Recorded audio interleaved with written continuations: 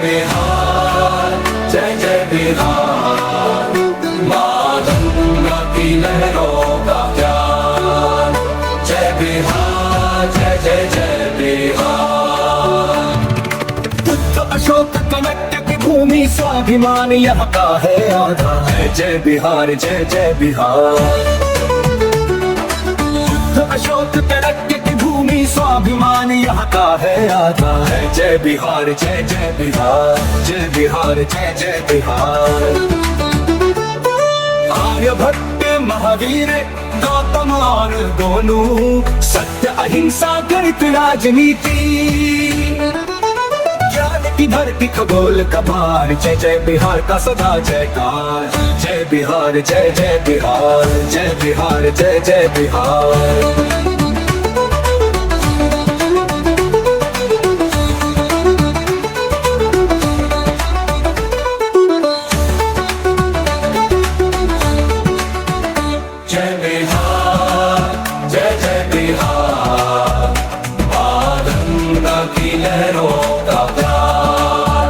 जय बिहार, जय जय जय बिहार।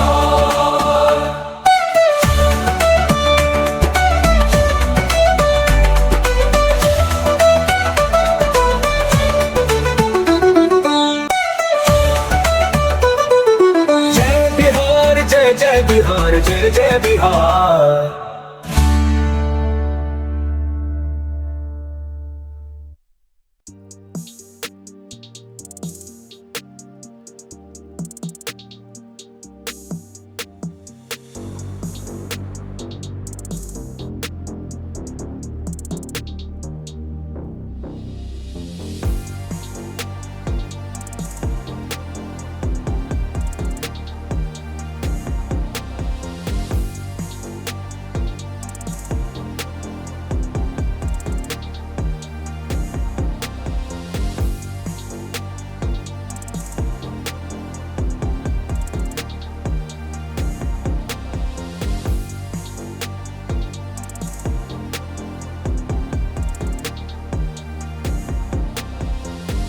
आपका बच्चा मैट्रिक पास हो गया, बीए कर लिया, एमए कर लिया, उसको चपरासी का भी नौकरी नहीं मिला, लेकिन आपको उसका कोई चिंता नहीं है।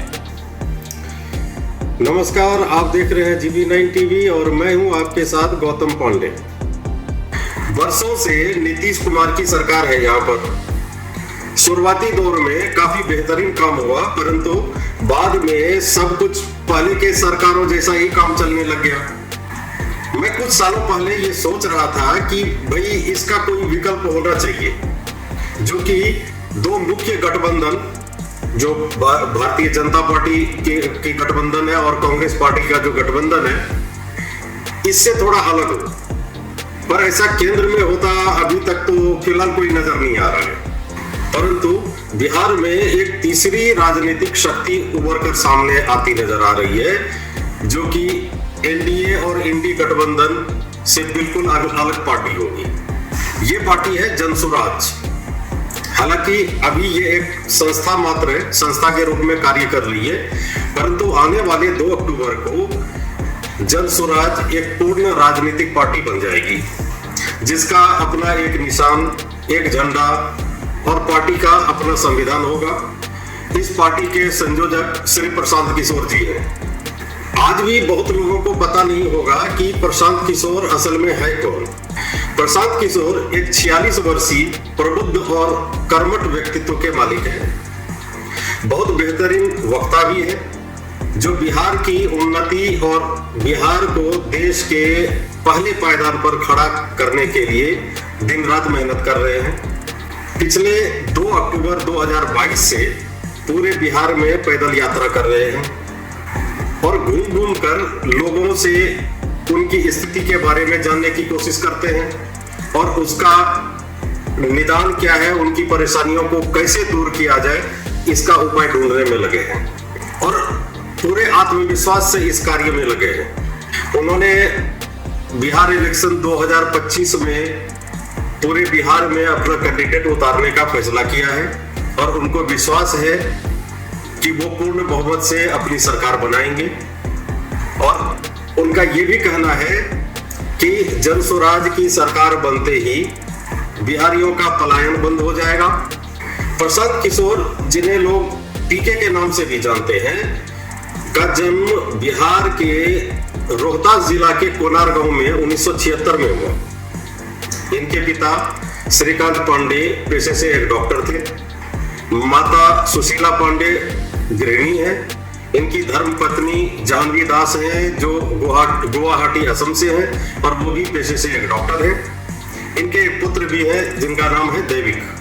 प्रशांत किशोर को पढ़ाई पूरी करते ही यूनाइटेड नेशंस के पब्लिक हेल्थ डिपार्टमेंट में अच्छी नौकरी लग गई और उनकी पहली पोस्टिंग हुई हैदराबाद में। उन्होंने यूनाइटेड नेशन के लिए बहुत मेहनत की और उसका नतीजा ये हुआ कि यूनाइटेड नेशंस के हेल्थ से जुड़े विभाग में ही उन्हें और अच्छी पोजीशन मिली और उनकी पोस्टिंग हो गई जेनेवा। वो जेनेवा चले गए। जेनेवा में कार्य करने के दौरान ही पीके ने 4 राज्यों में कुपोषण से संबंधित एक सर्वे किया। भारत के 4 राज्यों में कुपोषण से संबंधित एक सर्वे किया। इसमें गुजरात, हरियाणा, कर्नाटक और महाराष्ट्र शामिल थे। इस सर्वे के बाद उन्होंने एक रिपोर्ट बनाई जिसका नाम था malnutrition in high growth states in India. इस रिपोर्ट में उन्होंने गुजरात को सबसे निचले पायदान पर रखा था। कुछ दिनों के बाद उस रिपोर्ट की वजह से गुजरात के तत्कालीन मुख्यमंत्री नरेंद्र मोदी के ऑफिस से उन्हें एक कॉल आया और उन्हें गांधीनगर बुलाया गया, जहां उनकी मुलाकात नरेंद्र मोदी से हुई। तो उनसे पूछा गया कि भाई आपने गुजरात को सबसे नीचे कैसे रख दिया। उन्होंने इसका तर्क संगत और सटीक जवाब दिया, जिससे नरेंद्र मोदी काफी प्रभावित हुए और बस यहीं से उनकी जिंदगी में न केवल एक बदलाव आया बल्कि एक नई ट्रैक पर भी डाल दिया।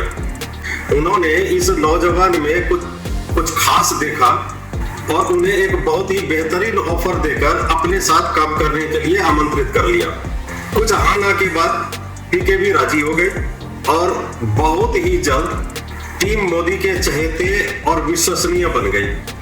2012 में गुजरात विधानसभा चुनाव में नरेंद्र मोदी को भारी बहुमत से जीत दिलवाई पीके ने।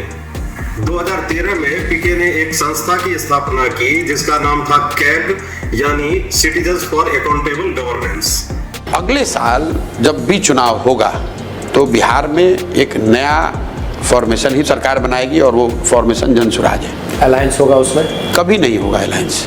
जन स्वराज अकेले अर्श पर या फर्श पर। 2014 में मोदी जी ने चुनाव की मार्केटिंग और एडवर्टाइजिंग कैंपेन की सफलता का श्रेय पीके और उनकी टीम को दिया, जिसमें चाय पे चर्चा, 3D रैलियां, रन फॉर यूनिटी, मंथन आदि कई सोशल मीडिया कार्यक्रम शामिल थे। 2014 की लोकसभा चुनाव में प्रशांत किशोर की चुनावी रणनीति काम आई और बीजेपी भारी बहुमत से जीती और उसके बाद पीके एक राजनीतिक रणनीतिकार और कार्यनीतिज्ञ के रूप में उभरे और राजनीतिक जगत में उनकी एक नई पहचान बन गई। उन्होंने बीजेपी के लिए भाषण लिखना, डाटा एनालिटिक्स, राजनीतिक अप्रोच और नए आइडियाज को हकीकत में बदलना शुरू किया। पीके ने भारतीय चुनाव को पहली बार 2014 में हाईटेक बना दिया और सोशल मीडिया का भी भरपूर इस्तेमाल किया। हालांकि शुरुआती दौर में हाईटेक इस्तेमाल पर ये लोगों के हंसी के पात्र भी बने, परंतु सभी को दरकिनार करते हुए ये आगे बढ़ते रहे और उसका सकारात्मक नतीजा 2014 के चुनाव में देखने को मिला। इसके बाद इन्होंने कभी पीछे मुड़कर नहीं देखा। 2015 में आईपैक नाम की कंपनी खड़ी की, जो कि चुनावी स्ट्रेटजी, मार्केटिंग और प्रमोशन के लिए था।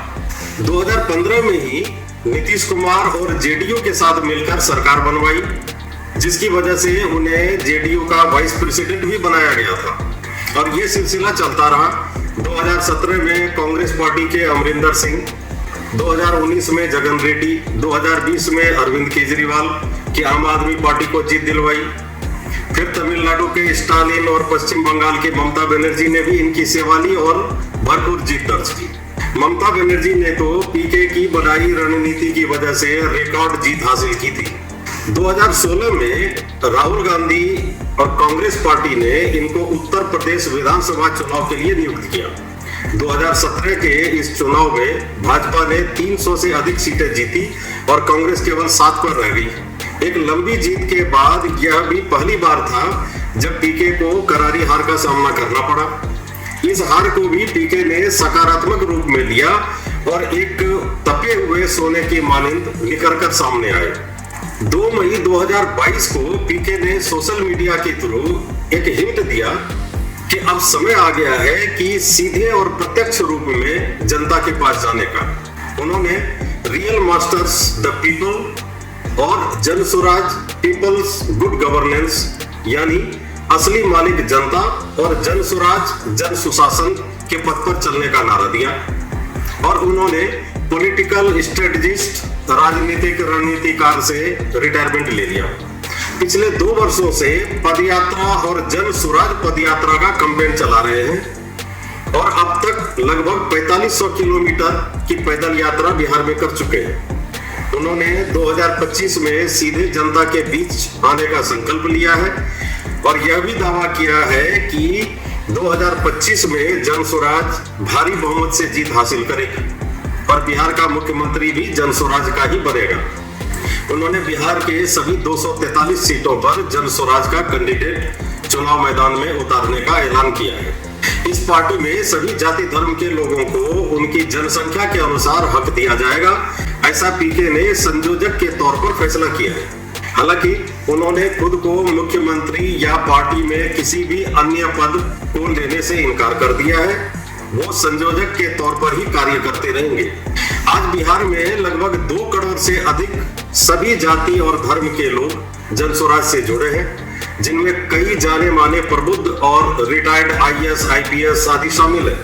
आम लोगों का भी इनको भारी समर्थन मिल रहा है, जिससे कई राजनीतिक पार्टियों में खलबली मची हुई है। जन स्वराज ने बिहार के लोगों का पलायन रोकने, नौकरी और रोजगार की व्यवस्था, हर एक बच्चे को शिक्षा का अधिकार के तहत स्कूल तक पहुंचाना और उच्च गुणवत्ता वाली शिक्षा मुहैया करवाना, स्वास्थ्य व्यवस्था में सुधार आदि करने का संकल्प लिया है। साथ ही टेक्निकल शिक्षा को भी एक विषय के रूप में शामिल करने का निर्णय लिया है, ताकि पढ़ाई पूरी होने के बाद उसे नौकरी ना तलाशनी पड़े, बल्कि वो खुद अपना रोजगार खड़ा कर सके।